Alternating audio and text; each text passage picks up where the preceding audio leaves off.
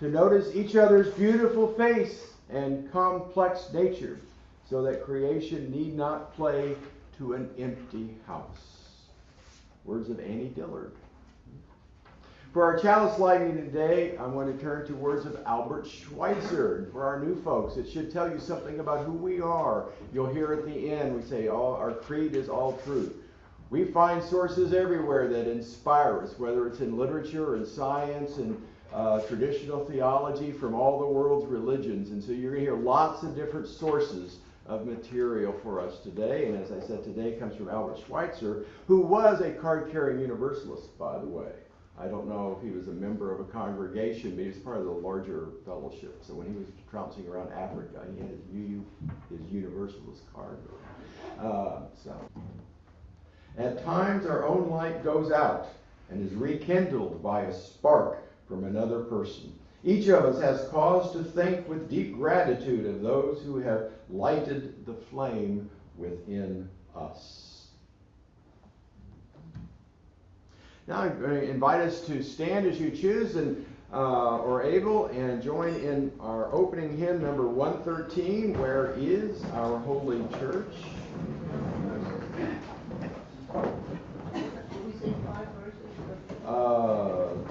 Yeah, let's do all five. It's short. It's a beautiful day.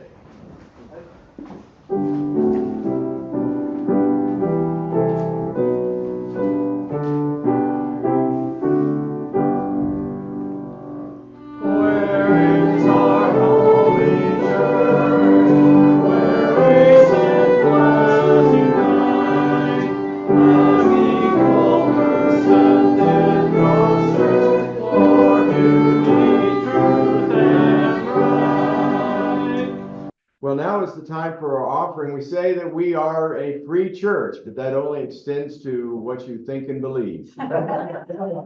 Does not extend to the utilities and building maintenance. And if you'd like to continue to support this fellowship in those areas, we'll take the offering.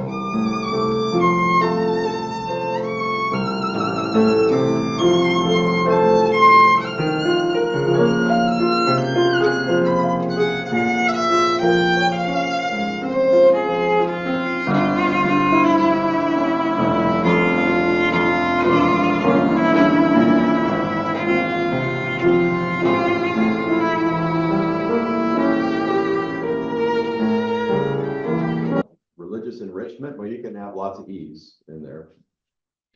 What's different today that we're just going to see how it goes is I always like to find different ways to challenge me. I've been doing this for a while now. I just had over 20 years now, and I want to try to do something different. And so what I'm going to do, I wish one of my professors, John Tolley from Meadville Lombard, could be here. We had a class in chancel drama. You wouldn't think it would be a UU course, but we did, and we had a great time. But he told me that my kind of sermon, which is fairly typical in terms of, I go back. The first thing I learned in speech class is tell them what you're going to tell them. Tell them, then tell them what you told them. And he said, well, that gets about 1/3 of your audience. That gets your left brain folks, but it doesn't get to the right brain folks. And we talked about different ways. And so that's when I started adding poetry to services and some other things. Well, today I'm adding a story. It's just a plot and characters and just a fictional story as a way for me to share with you what I want you to understand about ministry, to see if I can convey that through a story. And it's kind of inspired along the lines of Garrison Keillor's like Wobegon type style, right? So once I get into this, that also keeps me from running off on my little rabbit holes because I've got a script in front of me. And I worked on this over the summer and got a good draft. I beta tested it at Harrisonburg a couple of weeks ago and got a very good response. So now you've got the improved version of that. So we'll see. You can let me know whether to keep my day job as a history teacher or not. But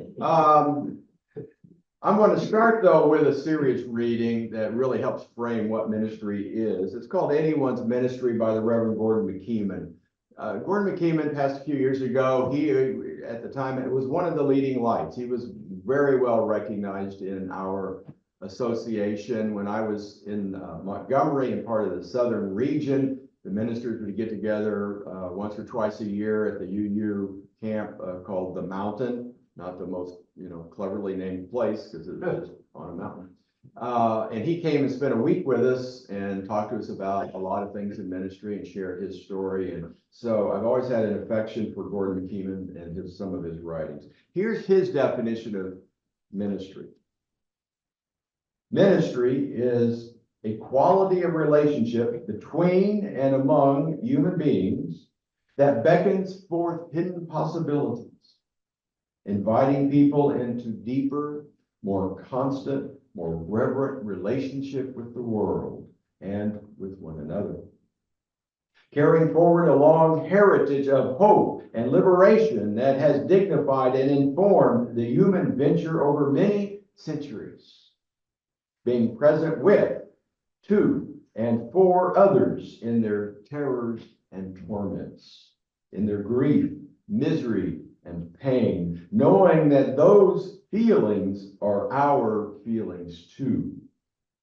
Celebrating the triumphs of the human spirit, the miracles of birth and life, the wonders of devotion and sacrifice, witnessing to life-enhancing values. Speaking truth to power, speaking for human dignity and equity, for compassion and aspiration, believing in life in the presence of death, struggling for human responsibility against principalities and structures that ignore humanness and become instruments of death.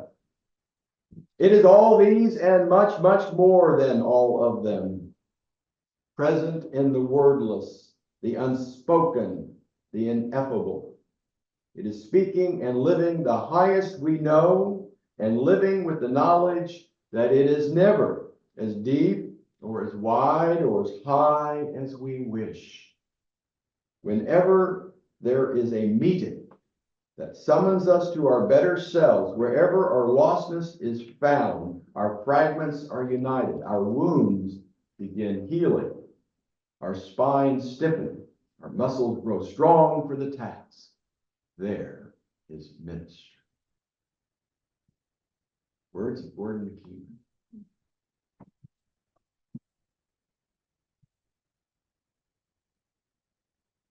So are we agreed? Yes, yes, and yes, came the replies from around the table. With that, Bob Smith, the chair of the Buildings and Grounds Committee of the UU Fellowship of All Good Things, struck his gavel, ending 2 hours of vigorous debate, and declared the adult RE room will be painted light blue. The designated color palette will be 5B99C2. No one cheered. Rather, each of the dedicated committee members sighed, wondering where their Saturday morning had gone to. Knowing as well that soon enough, another week, the board would have to affirm their choice, and that the board included at least one member committed to 5B99C3. Committee members had become close friends, perhaps too close. Bob had chaired the committee for 5 years. Their minister, Reverend Jane, had cautioned them that they were becoming a clique, might consider how they could conduct more outreach within the congregation, which they did. Reverend Jane had a knack for helping members to see their own blind spots at times, without it sounding like she was giving orders. That's a very delicate balance in a Unitarian Universalist congregation.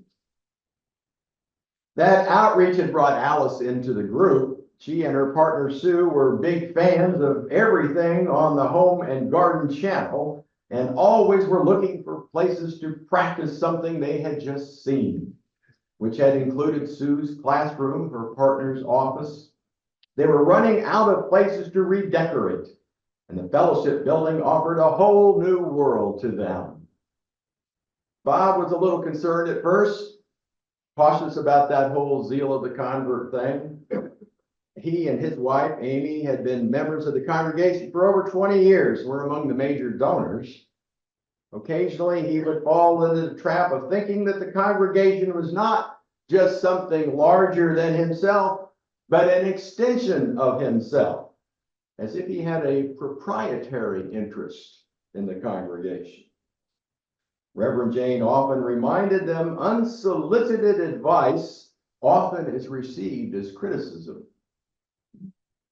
When he liked what you had to say, your advice, he called that criticism an opportunity for spiritual growth. When he didn't like it, he added an F, as in another effing opportunity for growth. Bob and Carol had found that balance. Carol was another longtime member who liked to rotate among the committees. She'd been on all of them: worship, finance, justice, and for the past 2 years, buildings and grounds. Bob and Carol had formed the kind of friendship that maintained the building and nurtured their spirits. It's all ministry, Reverend Jane would say. The newest member of the committee, Ted, was a home builder by trade, a natural fit for buildings and grounds. He made the mistake of visiting 3 times in a row. And at the UU Fellowship of All Good Things, when you do that, you get multiple solicitations from members to join their respective committees. 4 times you're on the board. As the committee broke up, Ted wondered aloud what he might do that day. As it happened, the fellowship was serving food that night at a homeless shelter.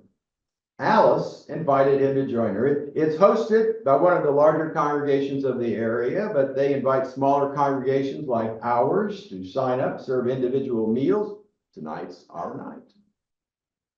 Ted knew all about this from the newsletter, but he didn't give it much thought. And he thought about it. And he said, maybe tonight, do I need to bring anything? He says, no, we've got the meal covered, spaghetti, salad, rolls, but we always could use help serving. You know, Ted, this might be a time for me to see what this is all about. You know, I think I'm going to go tonight. Alice gave him all the details. The 2 of them set off on their separate ways. Meanwhile, in the parking lot, Bob and Carol were engaged in another opportunity for spiritual growth. Bob was complaining that Reverend Jane's sermons sometimes went on too long for his taste. You know, he said, Olympia Brown said no soul is saved after 20 minutes. It's true. Then he added, isn't the whole idea of Unitarian Universalism that we discern truth for ourselves? Sure, Carol agreed. And didn't Margaret Fuller write that no brother preaches as well as the sky above? Yes, she did say that. And didn't Ralph Waldo Emerson say that we should dare to see God without mediator or veil? Wasn't he talking about ministers in the Bible? Yes, Carol said.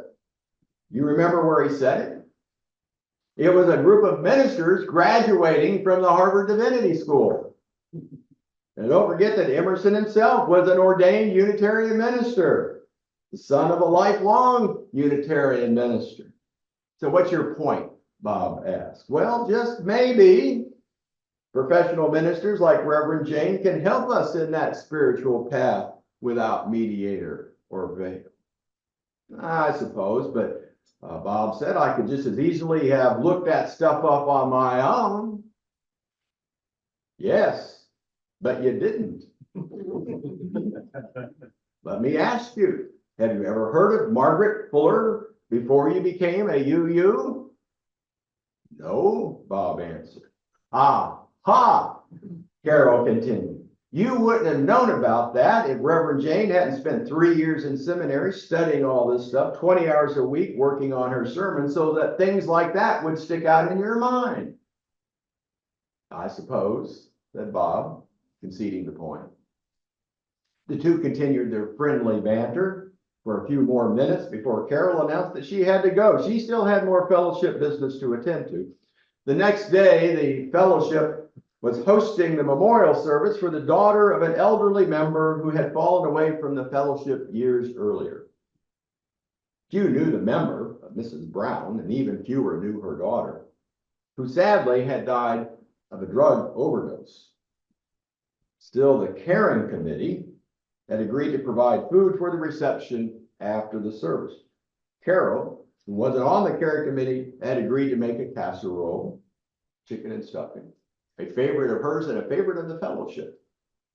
Her afternoon that day after the Buildings and Grounds Committee would be taken with shopping and cooking. That evening, Ted and Alice arrived to help at the homeless shelter. Alice headed off to the kitchen. Ted was feeling a bit anxious. He had never talked with a homeless person. He had walked by quite a few of them when he worked in the city, but otherwise his service to the poor was done entirely by writing checks. He must have looked nervous because Rob, the shelter host, asked him how he was doing. I'm fine, thanks. I've never done this before. What should I be doing? For now, he said, we need a little help setting up the drink table. Laura over there can show you what you need to do. And once everyone goes through the line, just sit and talk with our guests. It's the best thing you can do. Ted trembled. He had no idea what to say to these men and women. He felt the weight of his privilege on his shoulders. What do I ask them about, he thought? Vacations? See any good movies lately? Read any books? It all sounded patronizing to him when he thought about it. He shared his anxiety with Rob, who encouraged him just to listen. They've all got stories to tell. Just let them talk. Take the lead. They'll decide what they want to share with you. Ted followed his advice. He just sat with the guests, who had no problem initiating a conversation. Ted left with a new sense of gratitude for everything he had, his life, and an appreciation for the obstacles the guests had to overcome. He realized that congregations leveraged goodwill and volunteer efforts to do things that individuals of goodwill couldn't do on their own.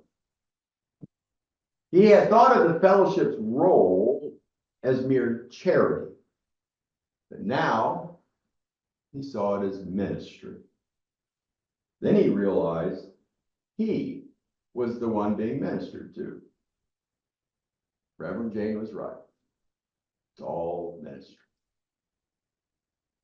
The next day, Bob got an unexpected phone call from Carol. I woke up with something. It's not good. Hopefully just 24 hours, but I need some help. Could you stop by my house and take the casserole to the fellowship an hour before that 2 p.m. memorial service? Sure. So when Bob arrived with the casserole, there already were more cars there than he had ever seen on a Sunday. He went into the kitchen, handed off the dish to Rhonda, who had been chairing the caring committee even longer than he had chaired Buildings and Grounds. If anyone knew how to set up a reception, it was Rhonda.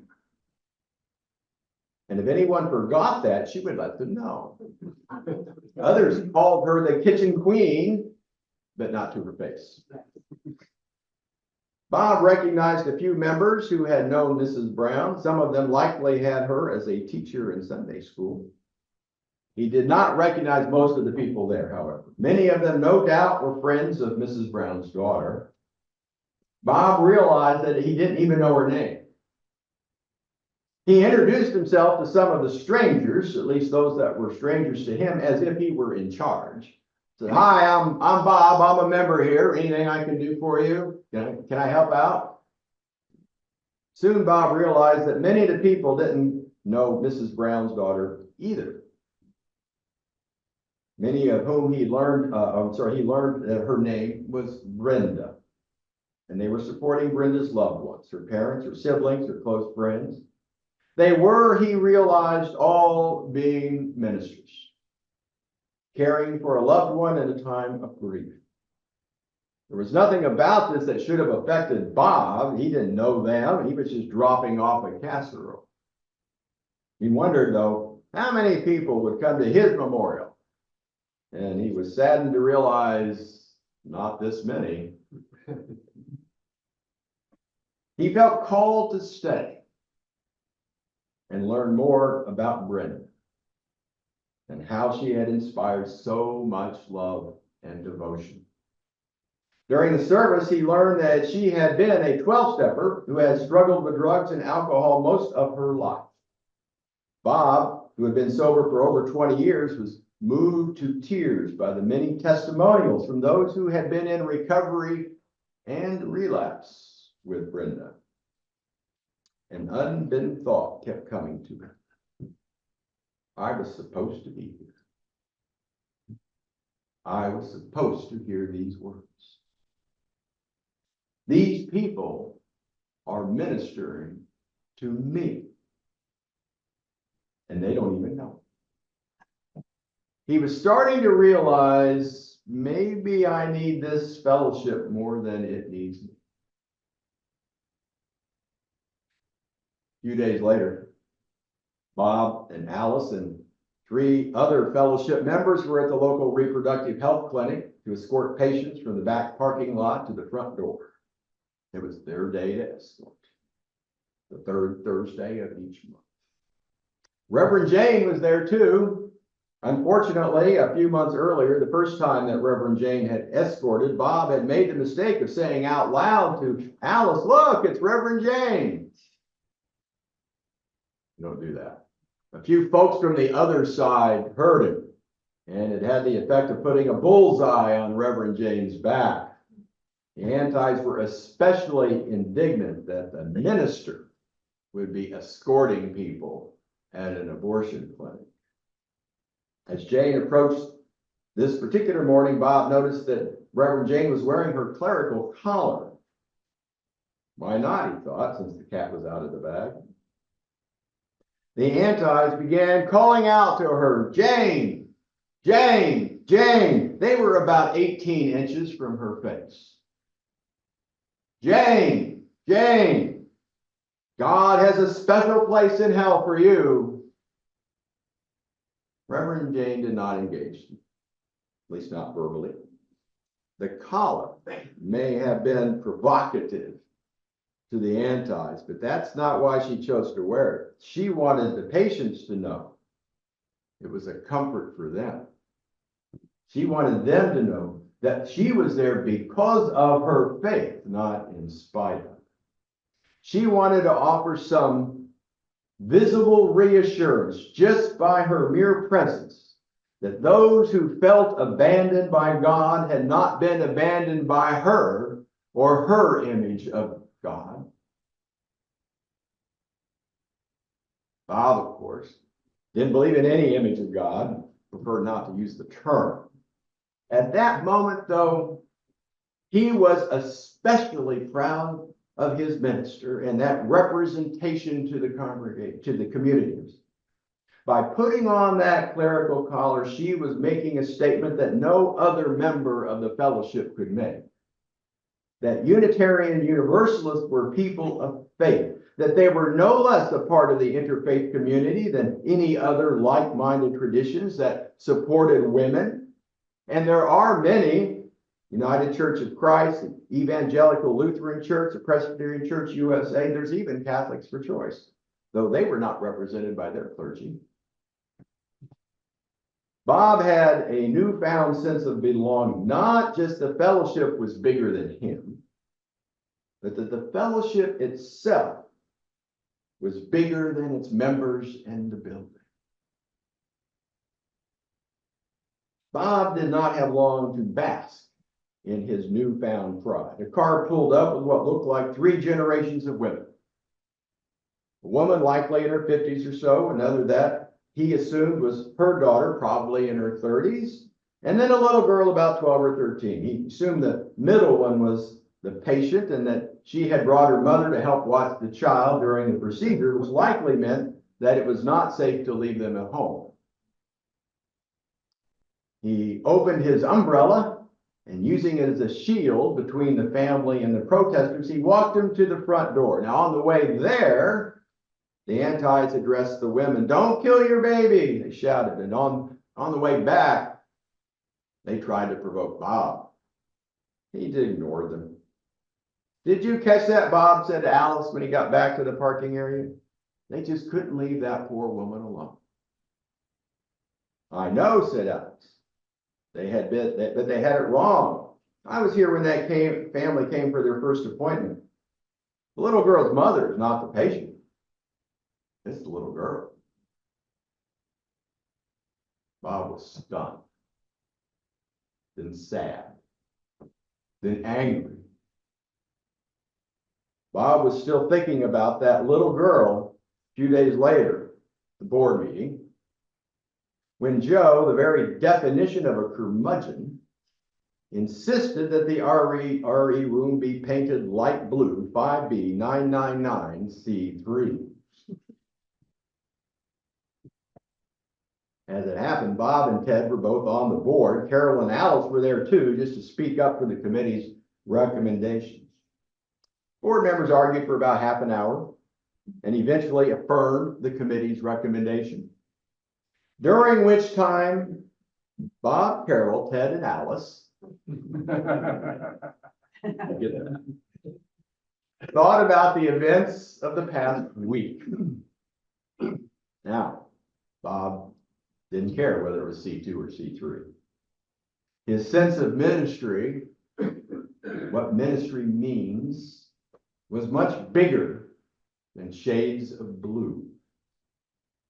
They thought about how much their fellowship activities in that past week had enlarged their own spiritual awareness, how gratitude had filled their hearts, how much they wanted to hug their loved ones when they got home from their fellowship activities.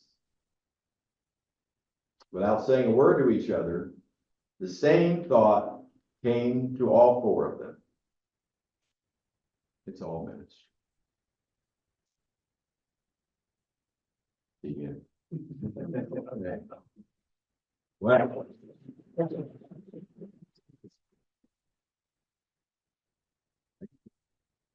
I had fun putting that together.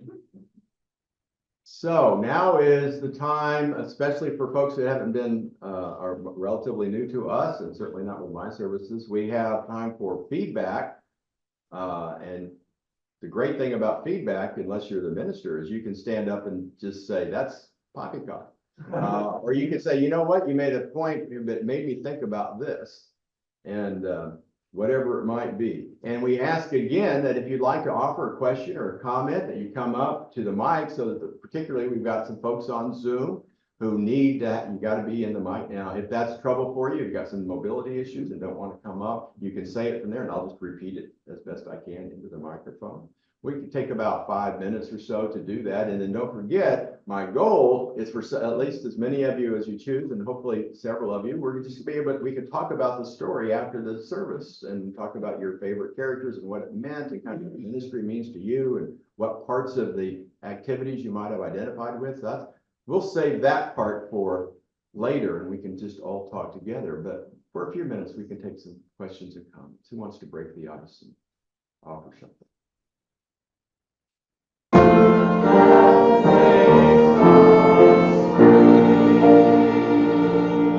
Thanks everyone for a wonderful service. Thanks for everybody that helps.